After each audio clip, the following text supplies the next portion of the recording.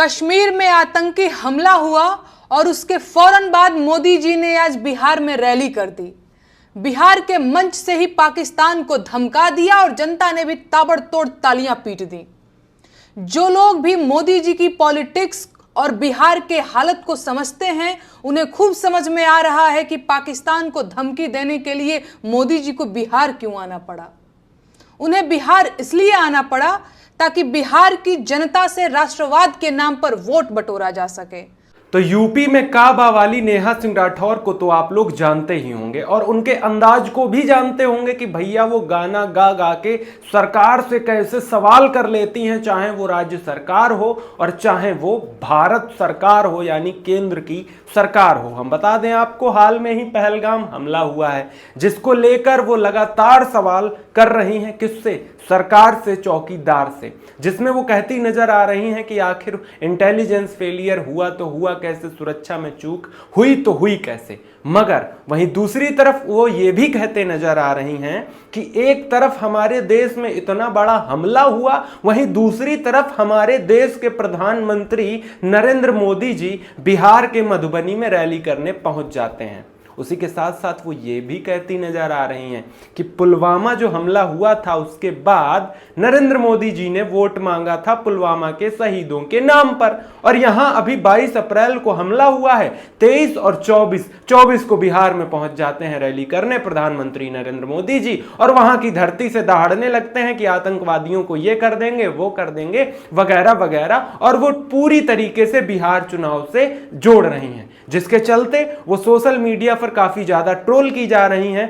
ज्यादातर बीजेपी समर्थकों के द्वारा सोशल मीडिया पर, ट्विटर पर, इंस्टाग्राम पर लिखा जा रहा है कि नेहा सिंह राठौर पाकिस्तानी हैं, नेहा सिंह राठौर आतंकवादी हैं, नेहा सिंह राठौर देशद्रोही हैं। तो अब एक बात बताइए आप लोग कि जो भी आदमी सुरक्षा पे सवाल उठाएगा, सिक्योरिटी पे सवाल उठाएगा, और सवाल तो चौकीदार से ही किया जाता है ना, तो वो क्या देशद्रोही हो जाएगा, आतंकवादी हो जाएगा, गद्दार हो जाएगा।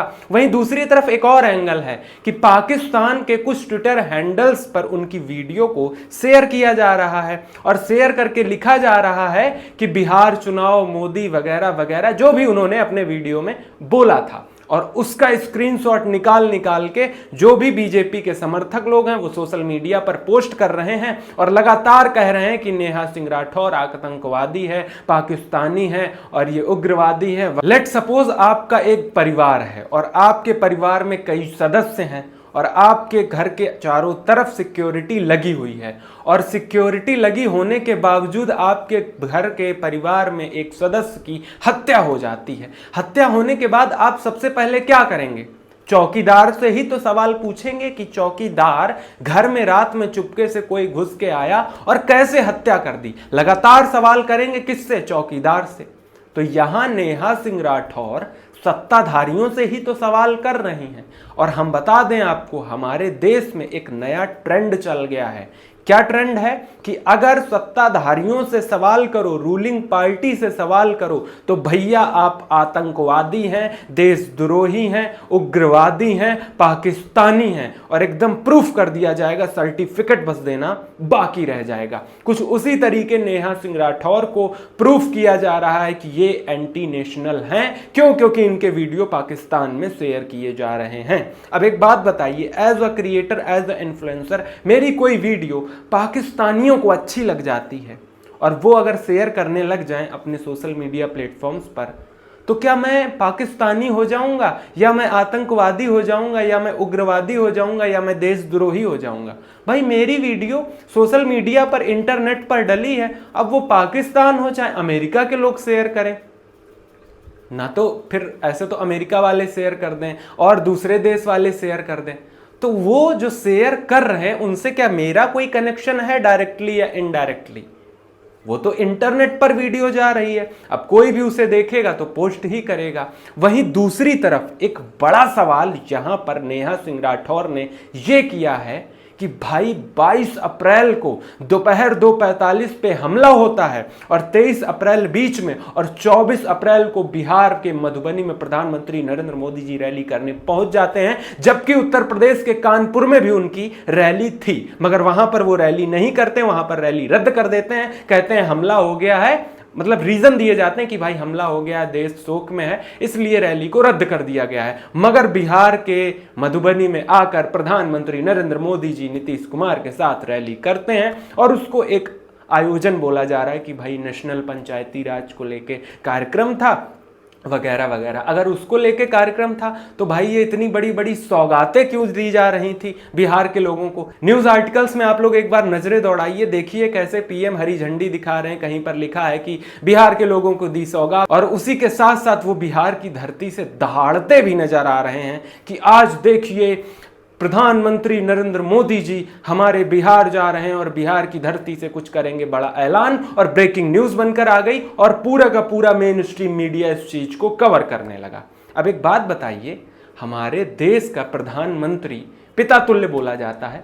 मनोज मुंतशिर शुक्ला के अनुसार एक वीडियो जारी किया गया जिसमें वो कह रहे हैं कि हमारे देश का प्रधानमंत्री पिता तुल्य होता है। तो एक बात बताइए आप कि ऐसा कौन सा पिता है जिसके बेटे, बहू, पत्नी या जिसकी भी हत्या हो जाए और उसके बाद वो ठीक एक दिन बाद रैली करने पहुंच जाए, सभा संबोधित करने पहुंच जाए? तो कहीं ना कहीं ये सीधा इशारा करता है राजनीतिक रोटी की तरफ। और ये रोटी कौन सेक रहा है, आप लोग जवाब दीजिए। और उसी के साथ साथ आपकी इस खबर पर क्या राय है वो भी जवाब दीजिए। ये जवाब जरूर दीजिएगा कि भाई पुलवामा के बाद जब स्ट्राइक वगैरह हो गई तो नरेंद्र मोदी जी ने कहा था कि एक वोट, मैं फर्स्ट टाइम वोटर से कहना चाहता हूं कि एक वोट उन शहीदों के नाम, एक वोट इनके नाम।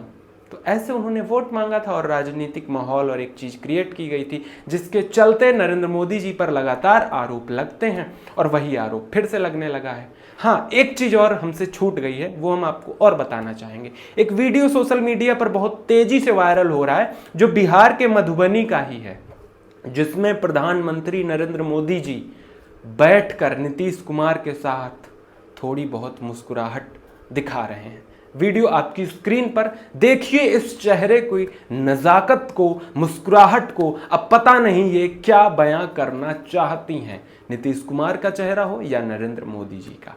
उसी के साथ साथ जब नीतीश कुमार संबोधन देते हैं तो संबोधन अपना वक्तव्य करते हुए वो थोड़ा बहुत मुस्कुराते भी नजर आते हैं। मतलब जब देश हमारा पूरा का पूरा शोक में डूबा है, मातम मना रहा है, तब हमारे देश के प्रधानमंत्री बिहार दौरे पर पहुंच जाते हैं। दिल्ली से भी तो वो ऐलान कर सकते थे कि जो भी उन्हें करना होता, मगर बिहार आके ही उन्होंने क्यों किया? बहुत सारे विशेषज्ञों के द्वारा बोला जा रहा है कि भैया बिहार में विधानसभा चुनाव है जिसके चलते मोदी जी यहां पर आए थे। और उसी चीज को लेकर नेहा सिंह राठौर लगातार सरकार से सवाल कर रही हैं, इंटेलिजेंस हो चाहे सिक्योरिटी हो, और रैली को लेके भी लगातार वो सरकार को क्रिटिसाइज करने का काम कर रही हैं। एक मीडिया का, एक सिटीजन जर्नलिस्ट का काम कर रही हैं, जो हमारी मेन स्ट्रीम मीडिया या कहें डैश डैश वाली मीडिया नहीं कर रही है। वही सवाल करने का काम नेहा सिंह राठौर कर रही हैं। बाकी आप लोग अपनी प्रतिक्रिया कमेंट में जरूर दें